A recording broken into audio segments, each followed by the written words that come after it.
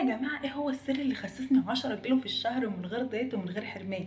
عايزه تنزلي الكرش، عايزه تنزلي الارداف، يلا بينا سيبي الموبايل وقومي اعملي الوصفه دي. نزلي دهون سنين في شهر. هو 10 كيلو في الشهر.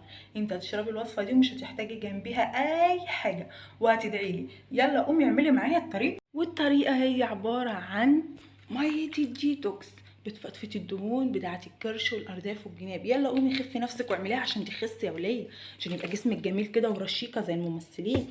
الميه دي بقى هتتعمل ازاي يا بنتي يا مي؟ بتتعمل ازاي هقول لكم، بس قبل ما اقول لكم ما تنسوش تشتركوا في القناه وتعملوا لايك. زي ما انا ما استخسرتش فيكم ميه الديتوكس وهقول لكم بتتعمل ازاي، انتوا كمان ما تستخسروش فيا اللايك والاشتراك في القناه.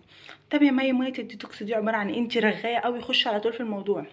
حاضر. ميه الديتوكس عباره عن، هنجيب لتر ميه من الحنفيه، ميه من الحنفيه مش ميه سخنه، ميه من الحنفيه اهو. هنجيب لتر ميه من الحنفيه وهنقطع ليمونه زي دي، هنقطعها شرايح وننزع منها البذر. طب ليه هننزع منها البذر؟ هننزع منها البذر عشان البذر بيمرر الميه، واحنا هنبيتها لها في التلاجة، فهنيجي نشربها هتبقى مره قوي ومش هنستقبلها.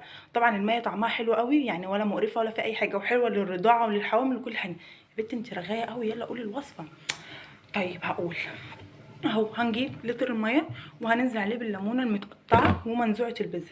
بس كده؟ ايه تاني؟ لا، في وصفه تاني، استنوا بقى. الوصفه هي بذور الشيا. هنجيب معلقه بذور الشيا. طب يا ما هي بذور الشيا دي بتتجاب منين؟ هي غاليه؟ لا خالص مش غاليه، هتجيبي ب 10 جنيه من عند العطار، تجربي اول اسبوع وتشوفي النتيجه. طب بذور الشيا دي من عند العطار انا هحطها في الديتوكس دي، هتعمل ايه؟ بذور الشيا دي الياف طبيعيه. لو انت بتاكلي كتير قوي قوي قوي هتشربي بذور الشيا دي قبل الاكل. طب ليه اشمعنى قبل الاكل؟ قبل الاكل عشان بتنزل في المعده بتنفش، فطبعا الياف طبيعيه، فبتخليكي بدل ما هتاكلي اكل كتير قوي تقعدي تاكلي تاكلي تاكلي تاكلي، لا، هتاكلي كميه صغيره. طب انا هكسف اقول للعطار عايزه ب 10 جنيه، تكسفي ليه يا اختي؟ مش عايزه تخسي؟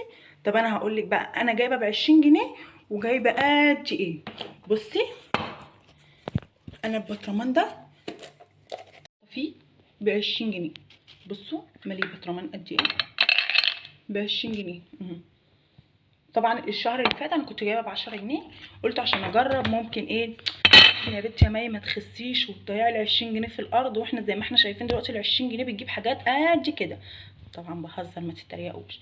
فبس اهو عملتها الوصفه وشربتها، وفعلا انا ما كنتش مصدقه نفسي على الميزان. كنت كل اسبوع اقول هوزن، اقول لا يا بنتي يا مي خليكي الاسبوع الجاي عشان تفرحي.